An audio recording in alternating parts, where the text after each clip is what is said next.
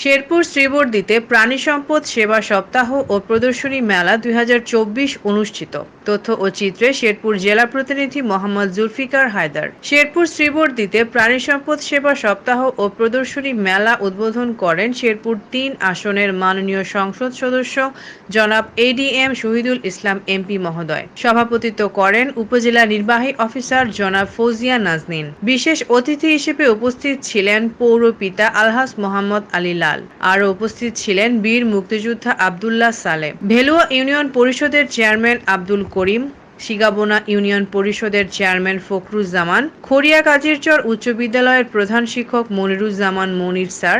আরও ছিলেন খামার চাষি ভাই বোনেরা ও কৃষক ভাই সহ সাধারণ মানুষ। উক্ত অনুষ্ঠানটির আয়োজন করেন প্রাণী সম্পদ কর্মকর্তা ডক্টর মেহেদী হাসান। ভালো খামারিদের পুরস্কার বিতরণের আয়োজন করেন, যা খামারিদের উৎসাহ বাড়াবে। খামারিরা উদ্বুদ্ধ হোক, কিন্তু খামারিরা গরু পেলে মানে অনেক লসও অনেক খামারি বিভিন্ন ভাবে দিছে।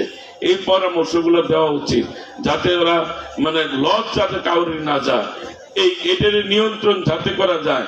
মানুষের খাবার দ্রব্যমূল্য ঊর্ধ্বগতি, কত আন্দোলন, কত কিছু পশুর খাবারের জন্য এটা কখনো হয় না। এটা হওয়া উচিত। আমার সাংবাদিক বন্ধুগণ, আপনাদেরও লেখা উচিত যে পশু তাদের যে অবলা ধন, তাদের খাদ্যের যে এত চড়া মূল্য, যে যার কারণে কিনে খাওয়াইতে পারে না, সেই দিকটাও কিন্তু দেখা উচিত। এই বিষয়গুলো দেখবেন। আর আমাদের যার যে খাবার, সেই খাবারটা যেন তাকেই খাওয়ানো হয়। গরুর খাবার যদি মুরগিরে খাওয়ানো যায়, মুরগির খাবার গরুরে খাওয়া, এই জায়গা থেকে একটু আপনারা সবাই তৎপর হন। আজকের এই আমাদের উদ্বোধনী অনুষ্ঠানে বললাম, আপনারা শুনলেন, ব্যবস্থা নিলেন না, তাহলে কি হবে?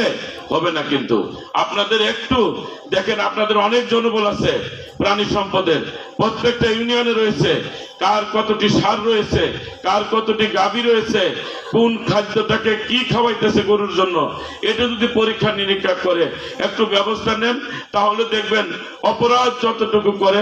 আপনার সমাজের অনেক মানুষ আছে একটা সার পালে, বলে অল্প দিনেই মুরগির খাবার খাওয়াইলে বিরাট মোটা তাজা হবে। এই যে মোটা তাজা করে মানুষের যে ক্ষতিগুলা করতেছে, ক্যান্সারের জান ওই খাবারের মধ্যে কিন্তু সৃষ্টি হয়। এইভাবে মানুষ কিন্তু মরণ বেদিতে যাইতেছে। এই জায়গা থেকে আমাদেরকে দায়িত্ব নিতে হবে। একটু দয়া করে সবাই এইটা করবেন। আজকে আপনাকে একটা কথা বলি, আপনি কিন্তু আপনার যে স্ট্যাটাস, আপনার যে পদমর্যাদা, আপনি এটাকে চিন্তা করবেন। আমি এই মেলাতে আসছি, মেলাটা কিন্তু এলোমেলো ভাবে হয়েছে। যেভাবেই হোক, লোক উপস্থিতি কম হোক, তারপরে আমাদের গরমের কারণে পশু না আসুক, কিন্তু একটা সৌন্দর্য আছে, এটা কিন্তু এবার হয় নাই। এটা যাই বলেন, এটা খুব কষ্ট লাগছে, কিন্তু এই যাই করেন একটু সুন্দর নিয়ে, পরিষ্কার পরিচ্ছন্নতা, সুন্দর একটা জিনিস দেখাবেন। এটা প্রদর্শনী মানে কি? এটা দেখতে আসবে। এটা যদি সুন্দর না হয়, এটা যদি একেবারে জরাজীর্ণ হয়, তাহলে এটাতে আকৃষ্ট হবে না। তো যে সুন্দরের জন্য এটা করা হয়েছে, মানুষকে বোঝানোর জন্য এটা করানো হয়েছে, উদ্বুদ্ধ করার জন্য এটা করানো হয়েছে। এটা তো হচ্ছে আমরা কিন্তু সেই জায়গায় নিতে পারি নাই। তো এটা আপনি দয়া করে আগামীতে আপনি আরেকটু সতর্ক হবেন এবং এই সুন্দরভাবে এই জিনিসগুলো করার জন্য চেষ্টা করবেন। আজকে যারা সম্মানিত অতিথিবৃন্দ আসছেন, আমি জানি আমাদের আসন্ন উপজেলা পরিষদ নির্বাচনে 8 তারিখ, যার কারণে অনেক নেতৃবৃন্দ আসতে পারে নাই, প্রার্থী হয়ে গেছেন। অনেকেই বিভিন্ন কারণে গরম উপস্থিত হতে পারে নাই, তাতেও যায় আসে না।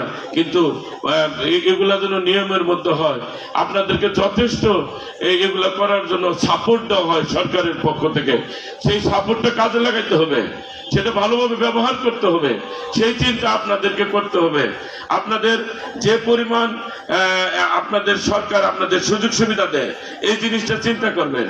আমাকে 1,72,000 টাকা দেয় সরকার, আমি এমপি, কিন্তু এর মধ্যে আমার ড্রাইভার, এর মধ্যে আমার গাড়ির তেল, এর মধ্যে আমার চিকিৎসা, এর মধ্যে আমার সকল কিছু ওই 1,72,000 টাকার মধ্যে দেয়। এটা সমস্ত কিছুর মধ্যে আমার মানে সবকিছুর মধ্যে 1,72,000 টাকা দেয়। আমি ঘুরি, আমার তেল কত যায় বলবো, যায় আমার ড্রাইভারের কত যায়, আমি কয় টাকা পাই, আর আপনার হিসাব করবেন আপনাদের কত সম্মান দেয়, সরকারের কত সুযোগ সুবিধা। আমি আইন প্রণেতা, আমরা ওখানে কোনোদিন চিল্লাচিল্লি করি না, যাই দেখলাম যে বিষয়গুলো বাস্তব আপনাদের সামনে ওপেন করলাম।